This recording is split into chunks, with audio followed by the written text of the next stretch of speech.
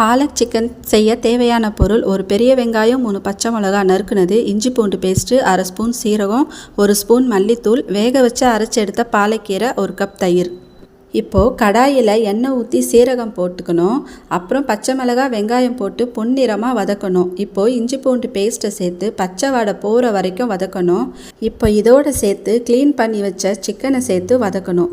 இதில் மல்லித்தூள், கரம் மசாலா, வெறும் மிளகாத்தூள் சேர்த்து நல்லா கலந்து விட்டுட்டு, இப்போது தயிர், தேவையான அளவு உப்பு சேர்த்து நல்லா வதக்கி ஒரு 3 நிமிஷம் சிம்முலே வச்சு வேக விடணும்.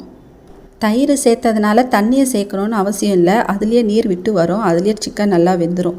இப்போது இந்த ஸ்டேஜில் அரைச்சி எடுத்த பாலக்கீரை எடுத்து அதில் மிக்ஸ் பண்ணி ஒரு 5 நிமிஷம் வேக விட்டுட்டு, கடைசியில் கொஞ்சம் கஸ்தூரி மேத்தி எடுத்து க்ரஷ் பண்ணி அதில் கலந்து விட்டு இறக்கிட்டா போதும். பார்க்கும்போதே வாயில் எச்சு ஊற வைக்கிற பாலக் சிக்கன் ரெடி. நீங்களும் ட்ரை பண்ணுங்கள். நம்ம சேனலை சப்ஸ்கிரைப் பண்ணுங்கள். பாய்.